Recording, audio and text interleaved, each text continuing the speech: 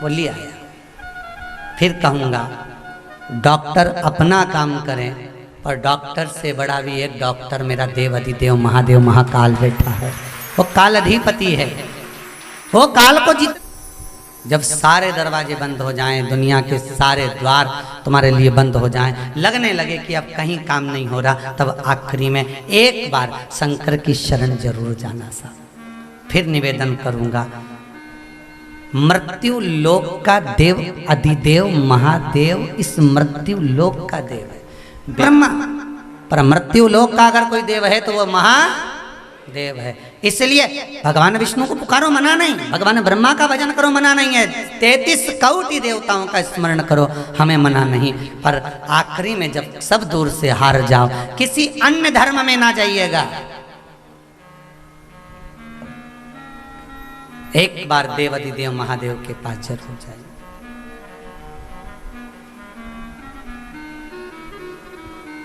और उससे जाकर निवेदन जरूर कर कि भोला सब दुख काटो मारा, ओ भोला सब दुख। एक बार उसके पास जाकर निवेदन जरूर करना, उसके पास जाकर प्रार्थना जरूर करना कि मेरे जीवन का सारा दुख काट दीजिए, बस इतनी कृपा कर दो। और जाना पड़ेगा, बाल कटाना है तो नाई की दुकान पर, दुख काटना है तो परमात्मा की दुकान पर, भगवान के द्वार पर जाना पड़ेगा। बाल काटना है तो नाई की दुकान पर जाइए, और दुख को काटना है तो परमात्मा के द्वार जाइए। दुख कट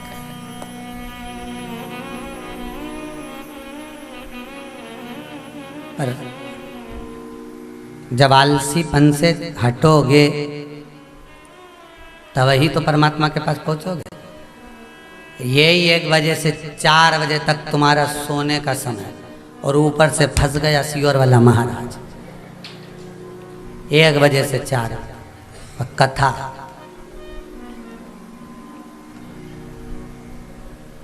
अब सुनते सुनते हाथ में रिमोट,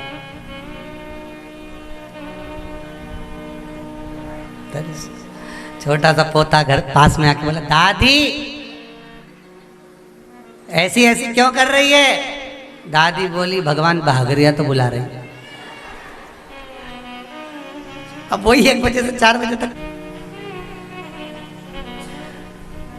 देखिए 2 बजे की कथा तुमने 1 बजे, तो इसमें हमारी क्या गलती है? गलती इनकी कि 1 बजे क्यों करा? तो 1 बजे इसलिए करा क्योंकि भगवान भी करा है, तुम 1 नंबर पे आ गए हो रे कथा सुन सुन के, इसलिए भगवान उसको 1 बजे लिया। पहले 2 पे थे, फिर 1।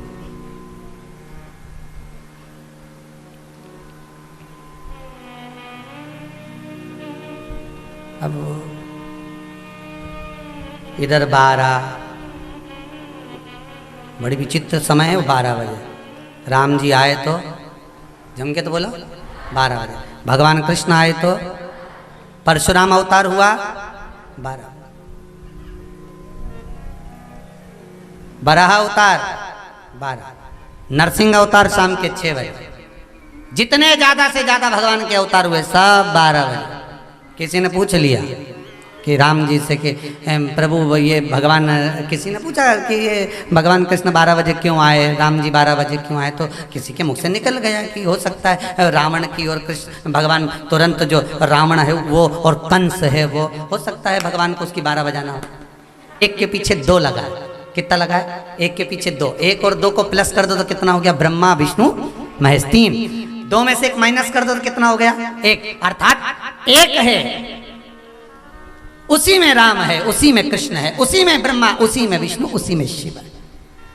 जब भगवान शंकर का अभिषेक करते हैं तो 3 चरण की टेकी पर 1-1 बूंद पानी टपकता रहता है। वो हम तीनों एक है, हमें भेद नहीं है। भेद संसार की दृष्टि में, जो हमें भेद कर लिया। संसार के लोग भेद करते हैं, ये राम वाला, ये कृष्ण वाला, ये शिव वाला, ये भवानी वाला, ये दत्त वाला, ये वो वाला। नहीं नहीं, अपने भेद नहीं करना। अपने तो एक, कोई तुमसे पूछे तुम कौन सा वाला, तो कहते हम तो महादेव वाला। तो क्या महादेव वाला मतलब तो कहना जिसमें 33 कोटि देवता एक साथ का प्रसाद लेते हैं। हम शिव मंदिर में भी जाते हैं तो भगवान का प्रसाद लेते हैं। हम ये नहीं कहते कि हम शंकर मंदिर का प्रसाद नहीं लेंगे, हम इस मंदिर का प्रसाद नहीं लेंगे, हम वहां नहीं जाए। भगवान की कथा में जहां अच्छा मिल जाए वहां चले, तब अच्छा प्राप्त होना चाहिए। अरे सीधी सीधी बात है तुम्हारे, तुम लोगों भी बाजार जाते होगे, कपड़ा खरीदना रहता है तो तुम किसकी दुकान पे जाते हो? इसकी दुकान पे नहीं, इसके अच्छा नहीं मिलता तो फिर उनके अच्छा मिलता, उनके अच्छा मिलता, हाँ उसके पास जाओ, उनका कपड़ा अच्छा मिलेगा। ठीक है, किराने का सामान लेना है, इसके यहाँ से हम पिछली बार लेके गए थे, उसमें बहुत घुन पड़ा हुआ था, पूरा चावल सुला हुआ दे। फिर उसके यहाँ जाओ, उसके यहाँ से फिर उससे अच्छी दुकान पे जाओगे, अच्छे से अच्छी दुकान पर जाकर तुम टिकोगे और वहां जाकर तुम कहोगे कि हमको सामान दे दो, हमें ये सामान दे दो, तो 5 किलो की जगह 10 किलो लेकर आओगे, लाओगे कि नहीं लगे? क्योंकि सामान अच्छा मिलेगा, जहां अच्छा मिले वहां पहुंच जाते। उसी तरह संपूर्ण विश्व में भ्रमण करने के बाद, सब जगह घूमने के बाद, आखिरी में एक बार शिव के दरवाजे जरूर जाना, उसके यहाँ जाकर देखना कि वो सुनता कि नहीं सुनता, उसकी चौखट पर जरूर।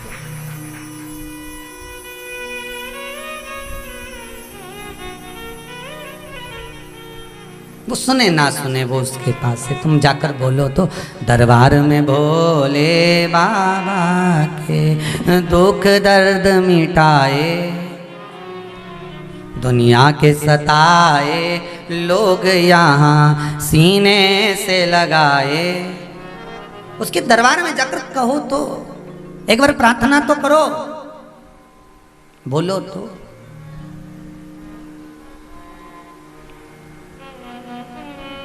खांसी बोलते जाओ जरा, दासी आलस, बस वो आलस को थोड़ा जड़ाना पड़ेगा तब वहां पहुंचोगे। और गंगा मैया ने कितनी प्रार्थना करी, जिस समय शंकर भगवान ने विष को पिया, कंठ जल गया, कंठ के जलन से कंठ के भीतर से विष का तपन बाहर निकल रहा था। और गंगा कहाँ है शिव जी के? जम के बोलो, मस्तक। मस्तक से निकलकर कहाँ जा रही है? बहती बहती बहती बहती शिव के चरणारविंद से। कहाँ से गई? और तुम डब्बा भर के पानी डालोगे तो डायरेक्ट पैर पे गिरता है क्या? अरे बोलो तो जम के, नहीं। कहाँ जाएगा? जैसे हमारे केश रहते हैं, बाल रहते हैं, हमारी जो जटाएं रहती हैं, वो धीरे धीरे धीरे धीरे धीरे धीरे, उसी तरह गंगा जी कहाँ से चली? सिर पे से चलकर भगवान के कंठ से होती हुई नीचे की ओर जब जाने लगी, भगवान के चरणारविंद की ओर जब पहुंचने लगी, भगवान के चरणों में जब जा रही है, जैसे ही चरणारविंद में पहुंच चुकी है, तब शिव ने देखा कि जो मैंने विष पिया है, उस विष का जो ताप है वो गंगा के जल में जा रहा है।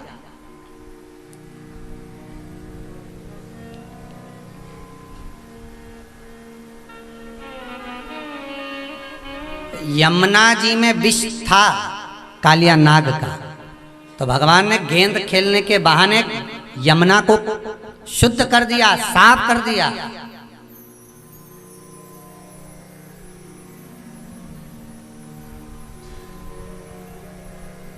और कहीं का होता ना तो कह देता यमुना जी में बहुत सारा विष पड़ा हुआ है, कालिया नाग का विष बहुत है, जाना मत ही कोई भी। अब लोग क्या करने लगते, धीरे धीरे वहां कोई नहीं जाए तो कचरा पटकने लगे, और विष ही तो पड़ा है, अच्छा है, डालते जाओ। जो प्लाट पर मकान नहीं बनता उस प्लाट पे लोग कचरा ही डालते हैं,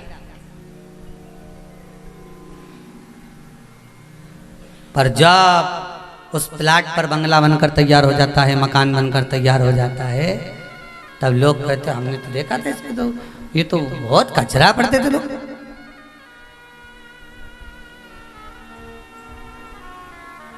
कितना कचरा पटकते थे यहाँ, क्या जोरदार महल बनाया, क्या जोरदार, हो बताओ। फिर लोगों ने कह दिया घोड़ा का भी दिन फिर गया, यहाँ तो कचरा पड़ा रहता था, कितना जोरदार, और कितना दिन फिरा भगवान ने, क्या जोरदार। तो बस यमुना को भगवान ने शुद्ध करा, क्यों? क्योंकि यमुना के जल में कालिया नाग का विष पहुंच गया। यमुना के जल में कालिया नाग का विष पहुंच गया, तो यमुना को शुद्ध करा। संसार के लोग होते तो कहते थे अरे अगर दूषित हो गई है तो पड़े रहने दो, और दुनिया के लोग वहां से निकल कर जाते, कचरा और पटक जाते।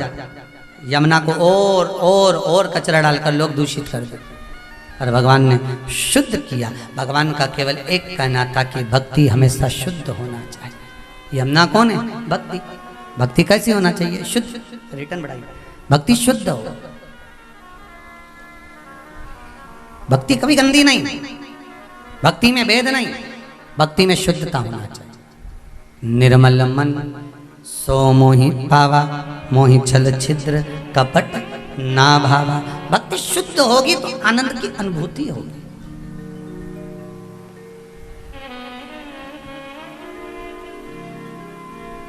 राम जी वन में गए, मेरे सीताराम सरकार, मेरे राघव जी जब वन में गए तो सबसे पहले शबरी अम्बा के दरवाजे पर जाकर उन्होंने यही कहा, ठीक है, शबरी अम्बा के दरवाजे पर जाकर यही कहा कि प्रथम भक्ति संतन कर संगा, दूसरी रति मम कथा प्रसंगा।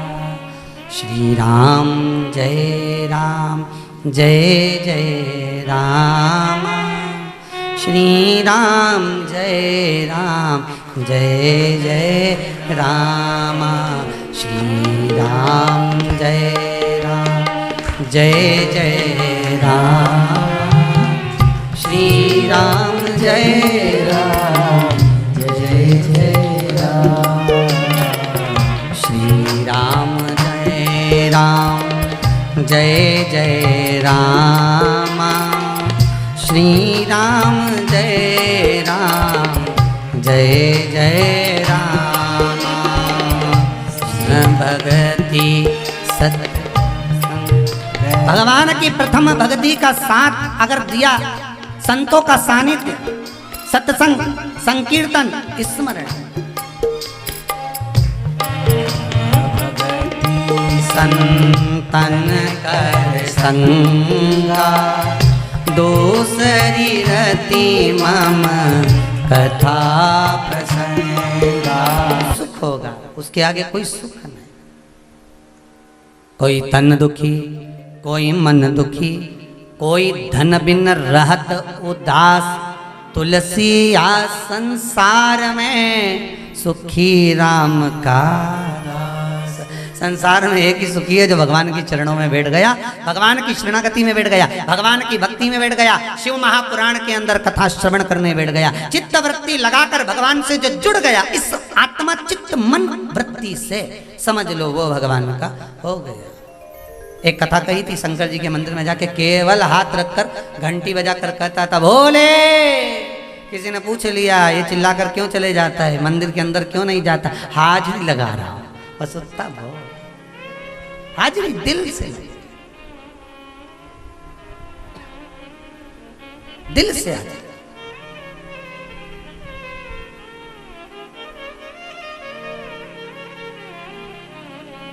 मन से भगवान को रिझाओ। गंगा का जल, गंगा का वो जल भगवान के गले के उस विष की तपन से निकल कर जा रहा है। शंकर जी को समझ में आ गया कि ये जल जहरीला हो गया।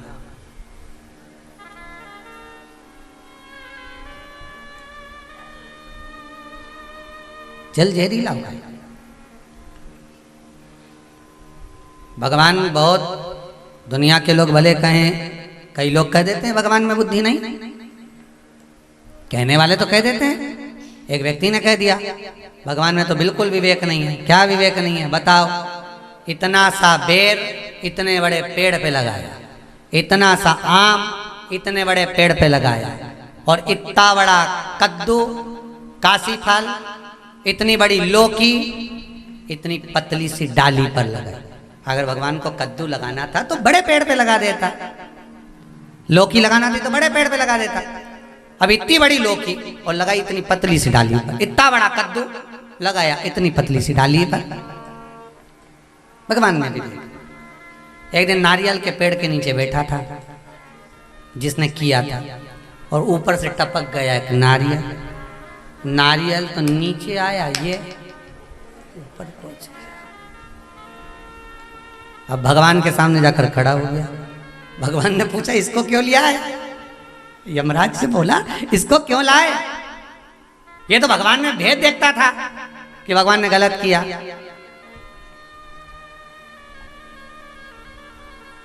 तो उससे पूछा अब भगवान गलत करता है कि सही, बता जल्दी से। उसने कहा भगवान जो करता है सब अच्छा करता है। अच्छा हुआ वहां पे लौकी नहीं लगाई, कद्दू नहीं लगाया। अगर एक कद्दू नीचे टपक जाता हवा में तो आदमी ऊपर निपट जाता। अच्छा, भगवान जो करता है उसके बराबर कोई नहीं कर सकता। भगवान में भी भेद देते लोग। अब यमुना का जल शुद्ध किया मेरे कृष्ण ने। सरयू मैया का जल अगर शुद्ध करा तो मेरे राघव ने, मेरे राम जी। गंगा के जल को अगर शुद्ध कर रहे हैं तो कौन? स्वयं मेरे देव अधिदेव महादेव। ये यमुना के जल में स्वयं भगवान कालिया नाग को नाथने के लिए जल के अंदर कूद गए थे। क्या कारण था? भगवान को यमुना जी के जल में जाने की क्या जरूरत थी? चाहते तो कालिया नाग को तो पूंछ पकड़कर खींच के लेकर आते और भगा देते उसको, पछाड़ देते उसको। पर भगवान ने कहा नहीं नहीं नहीं, भक्ति के अंदर प्रवेश करो। यमुना क्या है? भक्ति। भक्ति के अंदर प्रवेश करूंगा और भक्ति के अंदर जब प्रवेश करूंगा तब जाकर इस कालिया नाग को मैं नाथ कर बाहर कर दूंगा। अर्थात कथा में लोग प्रवेश नहीं कर पाते, भगवान की कथा में पहुंच नहीं पाते। बस मन में सोच लिया कि कथा में ऐसा हुआ वैसा, पर कथा में प्रवेश तो करो, एक एक तत्व को श्रवण तो करो, एक एक बात तक पहुंचो तो तब चित्तवृत्ति में मालूम पड़ेगा कि कथा तत्व है क्या, कथा रस तत्व है क्या।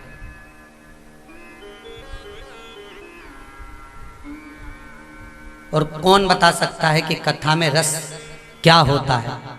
जिसने गुड़ खाया होगा, जिसने गुलाब जामुन खाई होगी, वही तो बताएगा कि गुलाब जामुन और गुड़ में कितना स्वाद है।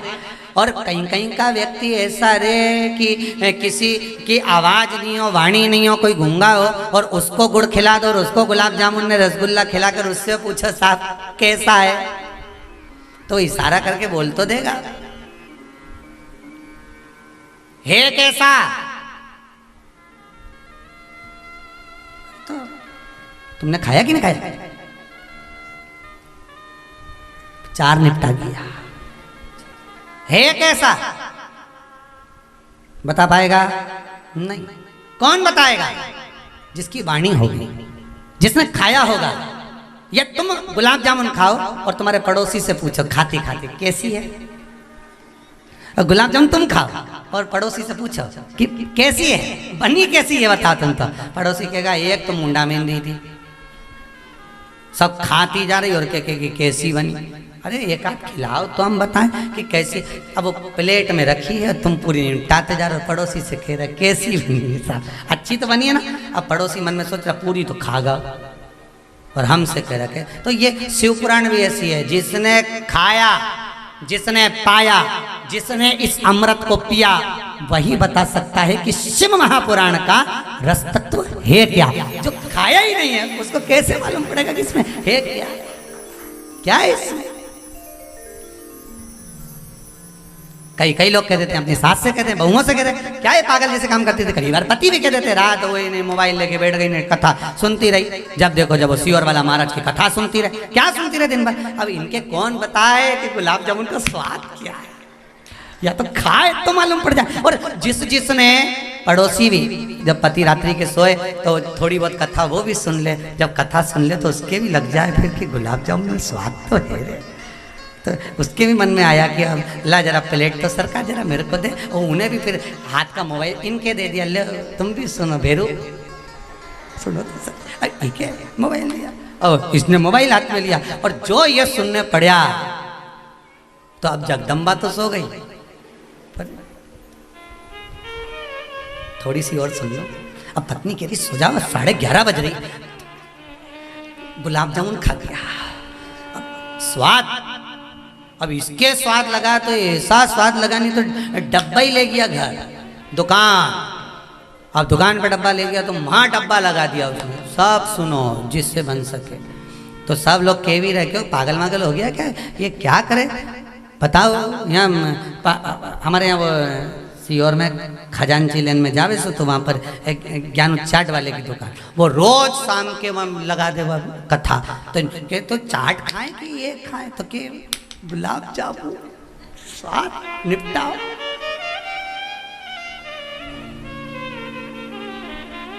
ये वो स्वाद, अरे बिन पिए नशा हो जाता है जो शंभु शंभु गाता है। ये शंकर का एक अड़भंग नशा, एक अड़भंग नशा। ये पांच जजमान यहाँ इस शिव महापुराण के विराजमान हैं। पांच जजमान बैठे हैं महाराज, बड़ौदा से आए हुए स्वर्गीय श्री श्याम सुंदर जी राठी जी का परिवार, स्वर्गीय सोहनलाल जी सोनी जी अहमदाबाद वालों का परिवार, स्वर्गीय सीताराम जी सोमानी जी सूरत वालों का परिवार, स्वर्गीय सत्यनारायण जी तोसनीवाल जी मुंबई वालों का परिवार, स्वर्गीय कन्हैया लाल जी बियाणी जी सूरत वालों के। जो ये बच्चे बैठे हुए हैं विराजमान हैं, तो इन सब की कहीं ना कहीं फैक्ट्रियाँ, कहीं ना कहीं काम, कहीं ना कहीं बिजनेस, कहीं ना कहीं दुकान, कहीं ना कहीं कोई व्यापार व्यवसाय कहीं ना कहीं तो चल रहा है। पर उसके बाद भी अपनी चित्तवृत्ति को लगा देना भगवान शंकर में, विराजमान हो जाना शिव भक्ति में, तो कहीं शंकर की ही कृपा, शिव का अनुमोदन जो पाया वो बताता। शिव महापुराण को अगर आपने चखा है तो ये मेरा विश्वास कहता है, आज इस सोमवार की शंकर की कथा कहती है, ये मेरा विश्वास कहता है कि इस गुलाब जामुन को आपने दूसरे को जरूर खिलाया होगा। ये शंकर की कथा को सुनो, भले सुनो, पर इसको अपने जीवन में उतारो, श्रवण जरूर करना। और कईयों को तुमने कहा होगा कि गुलाब जामुन खा के देखो देखो देखो तो सही कितनी जोरदार बनी है, देखो तो सही कि शिव पुराण का रसतत्व क्या है। सारे पूरे धार्मिक जितने भी चैनल टीवी पर आते हैं सबको गुलाब जामुन का नशा हो गया। सारे धार्मिक चैनल पर शिव महापुराण शिव पुराण शिव पुराण। ये क्या इसमें, हमने कहा खा के देखो, ये वो नहीं, इसको थोड़ा सा ग्रहण तो करो, भीतर में उतारो तो सही। भगवान ने ये दो कटोरे दिए हैं इस खीर को पीने के लिए, ऐसे जोरदार कटोरा खोल खोल कर खीर पियो तो सही। ऐसो जोरदार मन में हलचल उत्पन्न होगी कि रिया नहीं जाएगा। पहले खूब फेसबुक चलाते थे तो ये देख वो देख, यूट्यूब चलाते थे तो ये देख वो देख। आज के जमाने में कहीं नहीं चले, जब जब यूट्यूब चले, जब जब फेसबुक चले, जब जब गूगल खुले, एक ही बात दिखे, शिव पुराण निकाल लो, शिवर वाला महाराज बात चलिया होगा, तुरंत एक ही बात निकले, बस वो शिव पुराण निकाल। थोड़ी गरम तो रहे, थोड़ी गरम तो रहे, खाने वालों को थोड़ी जीवन में थोड़ी गरम तो रहे, पर खाए जिसने उनके आनंद गणा है। और जिसने खाया उसने गाया, जिसने खाया उसने गाया। शंकर ही कर सकता है, शंकर की कथा में डूबने वाला ही शंकर की कथा का स्मरण करा सकता है,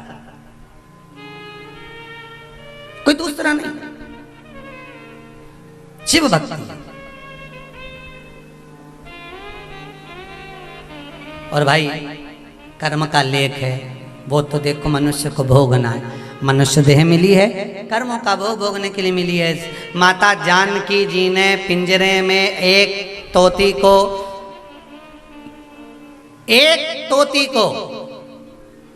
वो भी गर्भस्थ उसको बंद कर दिया था सोने के पिंजरे में। तोती मर गई। तोते ने कह दिया जानकी, ए माता सीता, मेरी पत्नी से आपने गर्भ अवस्था में वियोग कराया है। वो तोते की जो पत्नी थी तोती, वो गर्भस्थ थी। पद्म पुराण में लिखा, मेरी गर्भस्थ पत्नी को आपने मुझसे वियोग करवाया है। मैं भी तोता उसका पति आपको श्राप देता हूं, आप भी गर्भ अवस्था में अपने पति से वियोग करोगे।